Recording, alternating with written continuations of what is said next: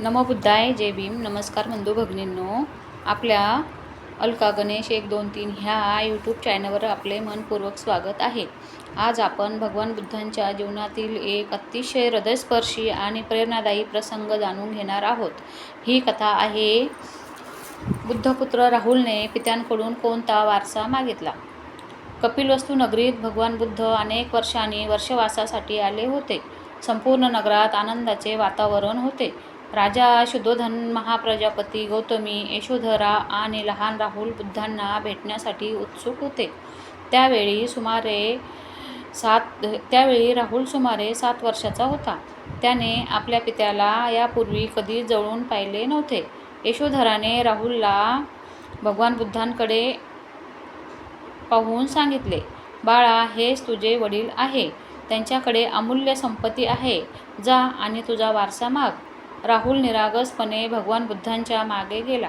तो प्रेमाने म्हणाला, "श्रवणी, मला माझा वारसा द्या." भगवान बुद्धाने राहुलकडे प्रेमाने पाहिले. त्यांनी विचार केला, "राज्ये, सोने, दागिने, वैभव हे सर्व नश्वर आहे. माझ्या मुलाला जर खरा वारसा द्यायचा असेल तर धम्माचा असला पाहिजे."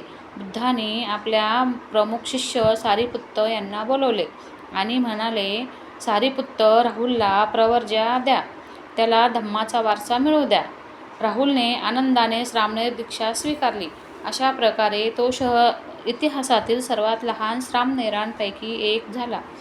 राजा शुद्धोधन यांना ही बातमी कळल्यावर ते दुःखी झाले. त्यांनी भगवान बुद्धांना विनंती केली, "भंते, पुढे कोणत्याही मुलाला आई वडिलांच्या संमतीशिवाय प्रवर्जा देऊ नये." भगवान बुद्धांनी ही विनंती मान्य केली आणि त्यानंतर संघात हा नियम लागू झाला. राहुल अत्यंत विनम्र आणि आज्ञाधारक होता.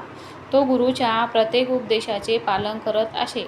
एकदा भगवान बुद्धांनी त्याला सांगितले की, "राहुल, आरशात जसा चेहरा पाहून आपण स्वतःला सुधारतो, तसाच प्रत्येक कृती करण्यापूर्वी, करताना आणि केल्यानंतर तिचा विचार कर."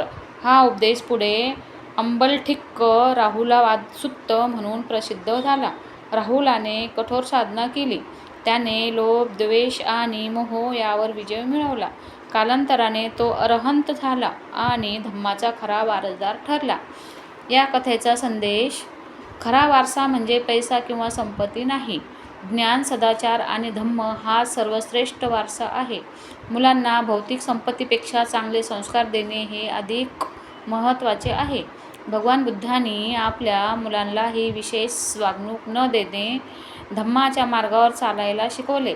तर बंधू भगिनींनो, राहुलाने आपल्या पित्यांकडून राज्य मागितले नाही, तर भगवान बुद्धांनी त्याला संपूर्ण मानवजातीसाठी सर्वात मोठा ठेवा दिला, धम्माचा वारसा. म्हणून आजही राहुलाची कथा आपल्याला सांगते की खरा वारसा हा सदाचार, ज्ञान आणि प्रज्ञेचा असतो.